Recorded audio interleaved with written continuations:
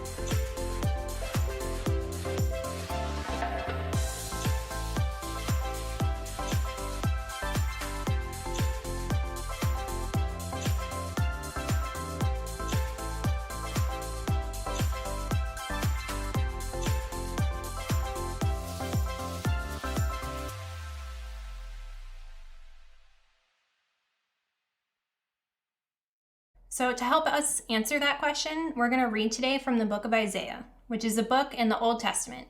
Isaiah was a prophet, which basically means he was a person who heard from God and then communicated those messages to God's people. Isaiah was a prophet to the people of Judah, a section of tribes that had broken off from the kingdom of Israel. By the time we get to the text we're going to read today, Judah had repeatedly disobeyed God's commandments. So Isaiah had the unfortunate job of delivering some really bad news to the people. They were in danger of being invaded by a hostile country. Apparently, their rebellion had some really bad consequences for them. The future of Judah was subject to change, and it wasn't going to be good. Things were about to get bad. They weren't going to be able to go back to the way things were. But in the middle of all these warnings and negative forecasts, God made a remarkable promise through Isaiah. Check out what he says. When you go through deep waters, I will be with you. When you go through rivers of difficulty, you will not drown. When you walk through the fire of oppression, you will not be burned up. The flames will not consume you. And those are huge promises, especially considering the circumstance the people of Judah were in. God was essentially saying, no matter what has happened or how bad things might get, I won't abandon you. Your situation may change, but my love for you will not. It should have been an RIP moment for the people of Judah. But God is saying the opposite. He says, you will not drown, and the flames will not consume you. We don't use that language a lot, but think of it this way. If you're sitting at a campfire and you toss in a piece of paper, eventually it's burned up, right? It's done. And God is saying to his people, yes, you're going to go through tough stuff, and even though you may feel totally destroyed, you won't be. Your story may look different than you thought, but you won't drown or be consumed by the fire. You'll make it because I am with you. And notice that the writer doesn't say if we go through deep water, if we go through difficulty, or if we walk through flames. No, he says when, because change is going to happen. Bad things are going to happen, and chapters are going to end. But once we reach the end of the story, he's there waiting. In other words, no matter what, God is with you. In the New Testament, Jesus reaffirmed this truth in the book of John. John was one of the original 12 followers of Jesus. He was there throughout Jesus' entire ministry. So if anyone would have the insight into the heart of God, it was John. And in his account of Jesus' life, John records Jesus saying this, "Here on earth, you will have many trials and sorrows, but take heart because I have overcome the world." Again, Jesus confirms that it's not a matter of if. He recognizes we will have troubles. It's inevitable for all of us, but that's not the end of it. He says that even when we experience change and face trials, we can take heart because he has overcome the world. It means that Jesus is greater than anything we'll ever face. He's bigger than any change, divorce, breakup, or pandemic. It doesn't mean he'll reverse it. A broken situation may stay broken, but this RIP moment won't define you. You aren't going to be defeated. Yes, you will go through difficult changes and circumstances, but because of Jesus, that's not the way your story ends. Because of his death and resurrection, Jesus has overcome the world, and that includes every trouble you will face. So let's talk about those troubles, and let's talk about how God can help us overcome them. Drop your comments and thoughts in the chat.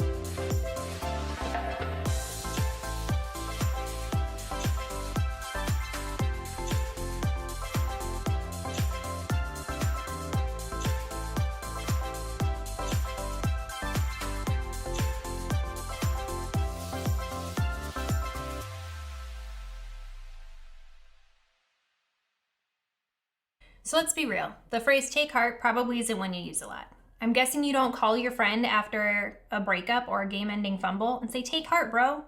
But take heart is actually where we get the word encourage. When you encourage someone, cheer them up, believe in them, support them, you're actually helping someone take heart instead of lose heart in their situation. So when Jesus told his audience to take heart, it was kind of like he was telling them, encourage yourself. Sure, we've all encouraged our friends, classmates, or even younger siblings, but maybe you've never thought about the idea of encouraging yourself. But this idea is huge when you're facing situations that feels like there's no coming back from. So how do you do that? Here are a few ways. Remind yourself of what's true. In just 2 passages of scripture that we looked at today, we learn that God is with you. Your story isn't over. Jesus overcame death, and he can get you through this. Those truths can be powerful for you if you can consistently remind yourself of them. Maybe even take the time to memorize one of the passages in order to encourage yourself when you feel like your story is over. And the second is to live like it's true.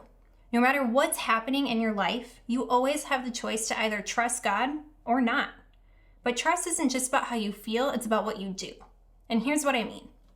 When life is painful, we all tend to make choices that will hurt us because they're the opposite of what God wants for us. Some of us use alcohol or drugs as a way of coping. Unfortunately, some of us use social media or video games. Some of us use self-harm. Some of us hurt others. Out of pain and distrust, we create more pain and distrust. But it doesn't have to be that way. You can choose to live as if God is with you and he can be trusted, whether you feel that way right now or not. You can choose to make decisions that guard your future because you trust that he has a future for you. You can choose to remind yourself over and over that no matter what, he is with you, and you can live as someone who believes that that's true. So we want to continue our last discussion break and talk about how Jesus can be that trust for you.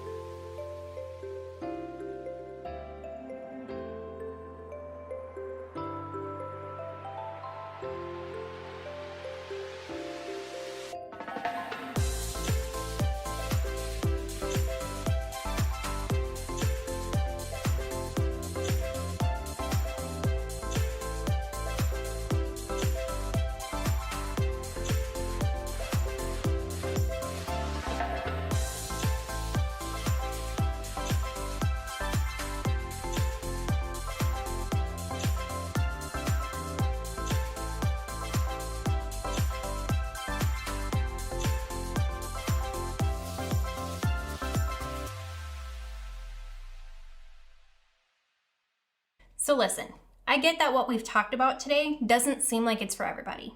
You may be thinking, hey, life is fine for me right now. I couldn't even think of an RIP situation I'm facing.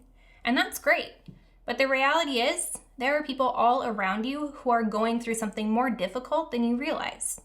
And whether you're encouraging them or yourself, I hope you never forget that God is with you and them, no matter what. He may not reverse the situation, but He will walk with you and them through it. And because He is there, you have more encouragement than you'll ever realize.